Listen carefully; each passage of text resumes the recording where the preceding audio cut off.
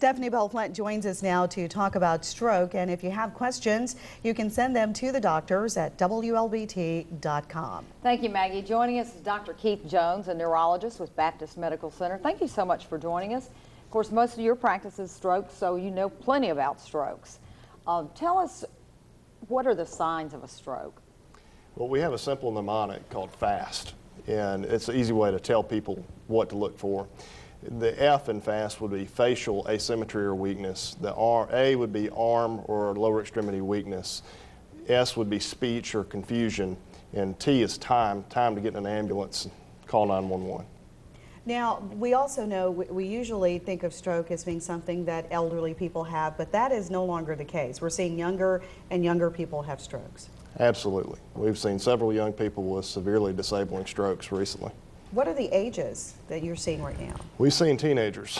We've seen people in their 20s. Most recently, I've treated a patient that was 42, and you can see his story on our website if you'd like at www.mbhs.org.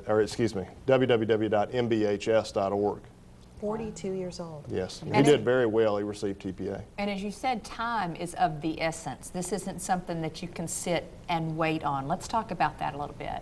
Unfortunately, a lot of Mississippians think that they can go and sleep off a stroke, and it just doesn't work out that way. In fact, it prevents us from giving certain treatments. We have medications that we have to use that you have to use within 3 hours, and most patients are possibly within 4.5 hours for other patients. There are also treatments that are procedures to go in and mechanically remove clots as well, but all of it is time sensitive.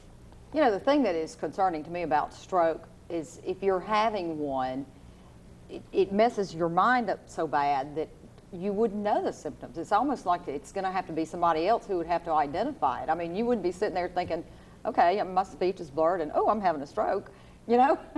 Well, Stephanie, I'm thinking about that reporter that we watched, what was it, From a Los few Angeles. months ago? And she At the Grammy Awards. She was at the Grammy Awards, and she was trying to report, and all of a sudden what she was saying was not making any sense. Yeah, what she had was a migraine, complex migraine.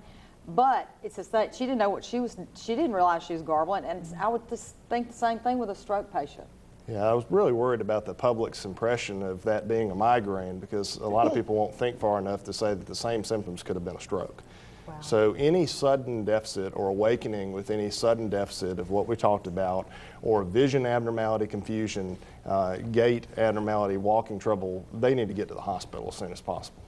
Now, we've seen athletes that have had strokes, so it doesn't necessarily have anything to do with weight.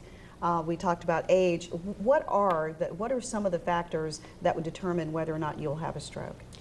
High blood pressure, high cholesterol, diabetes, obesity.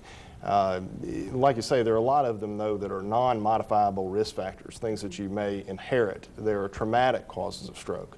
So just like you say, it's not just the older person that's going to have a stroke, and we have to have a high sensitivity in our public awareness, and also as physicians when people hit the door, that just because they're young doesn't mean that this is not some type of vascular event in the brain. And you said that some of this can be hereditary. I mean, I remember my grandfather had a stroke, and after that he was just never the same. Right. Certainly cholesterol can be hereditary, a lot of other metabolic factors, but there are sticky blood syndromes, to make it simple, that can be inherited from your parents. Weight can be a factor, though, right? Is Absolutely. that correctly? Absolutely. There's a reason why the Southeast has more strokes than anywhere else.